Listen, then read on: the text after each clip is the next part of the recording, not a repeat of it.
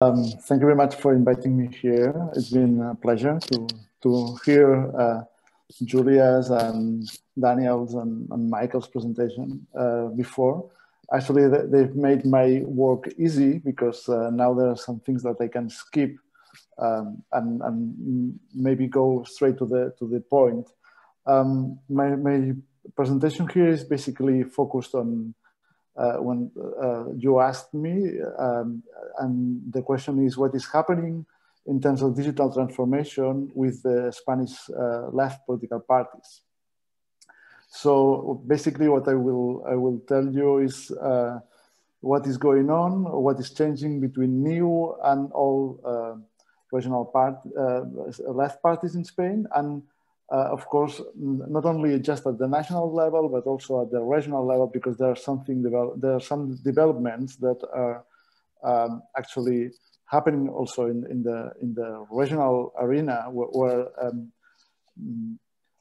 usually innovation is easy because the media attention and the political pressure is low at the national level. So this is a brief summary of my presentation. I will talk a bit about which are the main parties in the left in Spain. This is a bit tricky. I will try to guide you into it. Then we will talk about what are the main democratic innovations in the Spanish left, because it's as Julia and then Daniel and Michael's presentation before have stated. It's not just the digital transformation per se.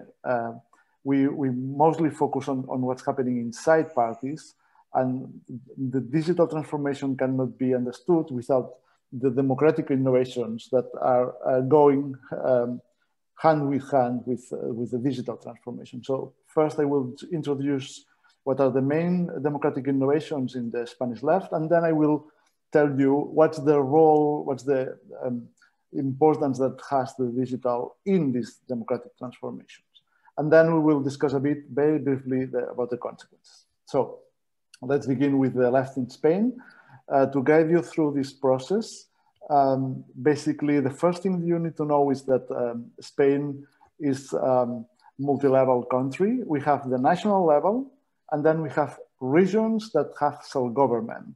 And you have here the map with the names of the regions. You will see that this has also implications in terms of the parties that are statewide parties, but also we have regional parties, and this is something that has to be understood in order to then see what is happening with the democratic innovations and their digital transformation. So this is the map of the regions, and then let me show you what was happening for like 30 years in Spain, since the democratic transition till the beginning of the Great Recession. We basically have had two statewide parties on the left, the Social Democrats and the United Left, that were somehow connected through sister parties at the regional level. In the case of the Social Democrats, they had Social Democrat Catalan Regional Party, the PSC, as you can see in the slide. And then the same happened with the regional left, the United Left, that was also connected to the statewide party. And going beyond these two statewide parties, we had some regional left parties as well that were not connected at the state level. Some of them were very relevant at the regional level. Some of them were governing at the regional level, and eventually they had some key presence at the national level as well. They were, for example, instrumental in achieving majorities in the national parliament. Those were the names, and you have also the name of the regions where those parties came from. And you can see that Catalonia, as we have seen before, is one of the main regions where parties came, because this is a very populated region in Spain. and we have other parties from the left.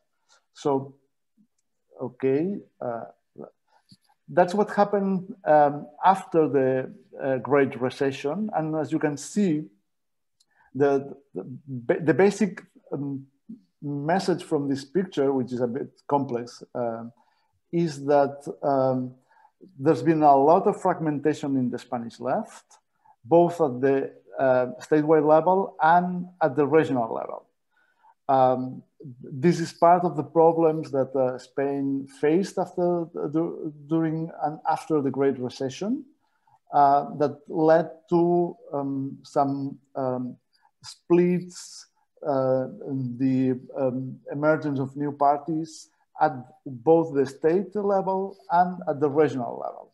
So for you familiarize a bit with Spanish politics, you probably are aware of the existence of the Social Democrats, but Leslie, the most relevant party that has emerged in Spain is like Podemos, which is I would say is a radical left party connected now to the United Left that existed before, and is also, as you can see in the slide, connected to some regional counterparts at the regional level, like the Catalan radical left. So there's been developments at the statewide level party system in Spain with the emergence of new parties like Podemos, as I said. But then at the regional level, there's been also the emergence of new parties that are clearly from the left. But they don't want to articulate or to become sister parties from national parties. Some of them, they are trying to do that, and you can see Compromís here. Julia has spoken about Compromís before. There are other parties that are trying to build new alliances with the statewide parties, others that they don't want to build alliances. So, and this has implications, of course, because having a more fragmented party system means that parties have more incentive to copy from each other and then try to implement new democratic mechanisms and also electoral strategies that work. And we will see that there's been some important contagion effects in terms of democratic innovations and also in terms of digital transformation. So what are the main democratic innovations that have been producing in the Spanish left in the last, let's say, 10 years?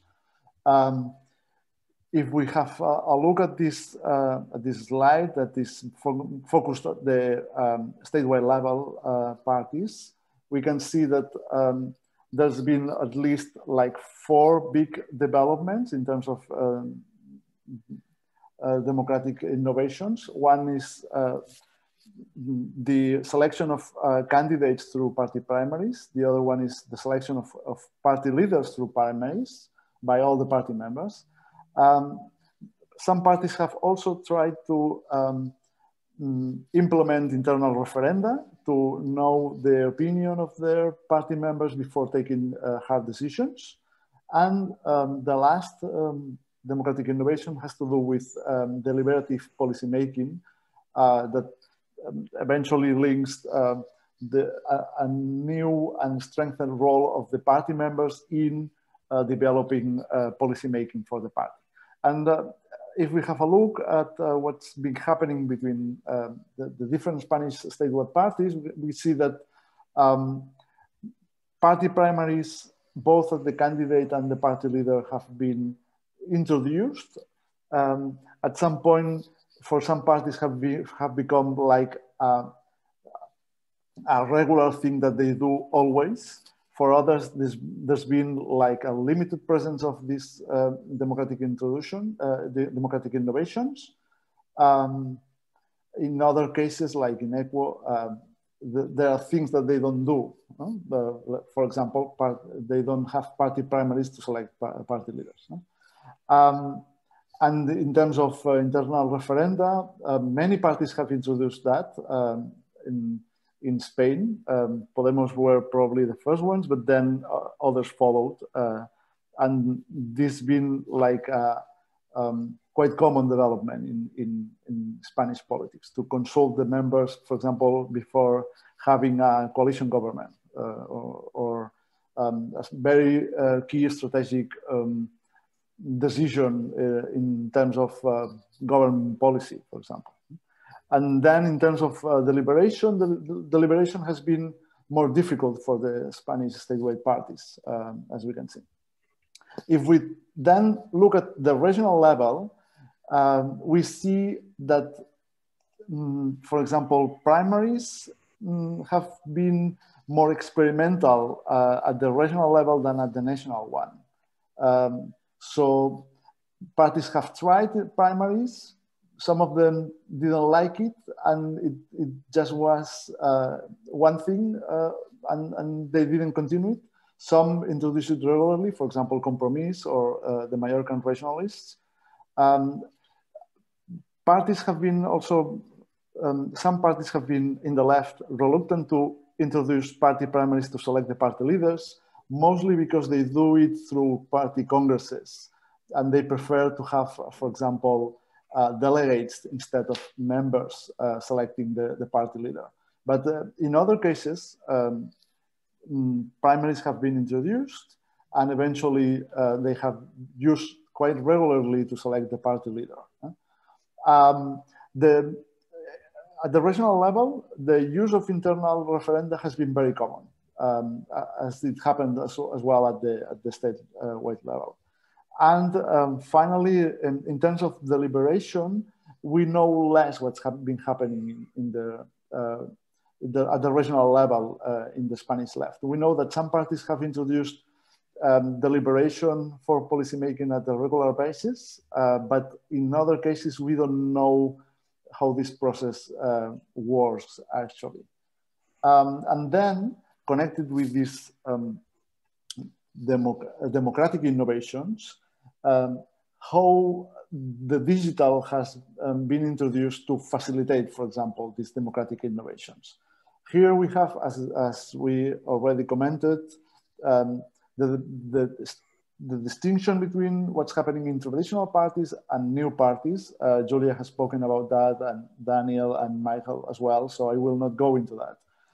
Let me just say that, as we stated in Julia's presentation on the book, the key thing here is probably which dimensions are being digitalized. It's not whether one parties are digital and the others not, but what is happening in different dimensions for different parties. So that's probably the main thing. So what's happening with the traditional parties and what's happening with the new parties.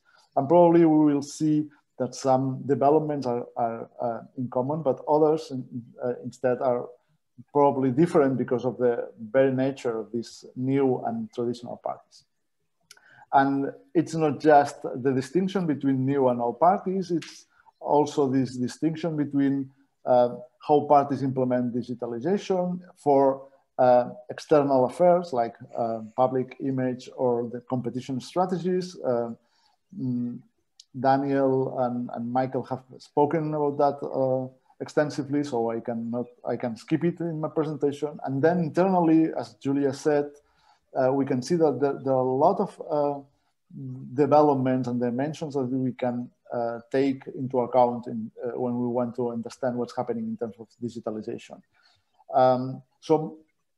Moving beyond this more theoretical frame, what's been happening in Spain in terms of digitalization? What are statewide parties trying to implement or use at in these different democratic innovations that we've seen before, and maybe others as well, and what's been happening, for example, at the regional level as well, for the regional left. If we focus on use, not what is written in the party statutes, but what the parties actually do, and for example, what party members can do, we see that, for example, in terms of online membership, people, citizens willing to become party members, that's been a quite common development for the main statewide parties in Spain. So now, today, it's very easy to at least start the process of becoming a member of a political party, a statewide political party on the left, through online means. That's one of the main conclusions of this comparison. The other one is the introduction of online voting. And as we can see, all the main statewide political parties on the left have introduced and used as well, at least once, digital voting, internet voting, not just tablets in political congresses or party congresses, but also online or remote voting to select, for example, the party leader or the candidates in elections. And if we turn into deliberation, we see that deliberation has been more difficult. We saw that before. Deliberation has been difficult for the party members because the many parties, for example, for the Social Democrats, implemented digital voting to select candidates, but they were more reluctant, or they had more troubles introducing participation mechanisms in their intra-party platforms to facilitate deliberation. With the pandemic, deliberation, it was not an issue for party members. It was also an issue for the party elites. And as we can see here, political parties in the left in Spain have substantially moved their deliberation structures online. So now they can have party executive boards online, meetings of the main representative party agency of the party online as well. Maybe this will not stay in the future, but for the moment they are still having and doing it. And the last column of this slide is what's happening in terms of fundraising. So I think Daniel and Michael have presented data from the Czech Republic. Can citizens in Spain actually give money to parties through their website? Yes, and this is possible. There's been a distinction here. Michael and Daniel presented fundraising through private platforms. In Spain, most parties actually do fundraising through their own platform, not through private platforms. So that's something that we should look in the future. And if we look at the regional level, we see that the picture is more blurred. There's a lot of possibilities for online membership. At the regional level, we don't know what's happening in terms of digital voting. This is less clear. Some parties actually do it, but others, we are not sure. And the same happens with deliberation. We know for certain that some parties have introduced deliberation for members and elites in their platforms, but we are not sure whether this has been done for others. And at the regional level, fundraising is not that common. So what's emerging from the picture, I said before that in democratic innovation was probably easier at the regional level because there's less political pressure, but then mixing democratic innovation with technology requires probably money that regional parties don't have. And that's something that the statewide parties do because they receive more money and they have more people and they have more training for their party staff. So that's probably an issue that explains the differences in terms of the statewide and the regional left parties. I'm moving on to the last part of my presentation. What are the consequences in terms of the digital transformation, and particularly what are the social consequences, as Julia said before? I will skip this part because Julia has spoken to you about optimists and pessimists. This is something that you should be very aware because the way we look at the consequences that are happening is framed or at least highly influenced by our view of the internet and the effects of the internet. And we cannot escape that we have to be aware. But giving that apart, or leaving that apart aside, how digitalization is transforming party membership. We've seen that political parties in Spain have actually allowed party members to become digital party members. But that's something that is not the whole picture, because we know that there are also Facebook followers and Twitter followers, and what's happening with them. So that's one thing that is escaping from the picture. The other thing is what's happening with intra-party decision-making. The theory actually does not take into account the impact of voting procedures, at least the classic theory of electoral systems or electoral systems in political parties. So is that relevant, the security and transparency, as Julia said before? We think so, but we don't know that, we don't have a theory for that. And the same for deliberation. And finally, we should be aware of the empirical evidence because things in the digital world are moving very fast. And what was true before the pandemic, maybe now it's no longer true. And that's, for example, very relevant for Podemos.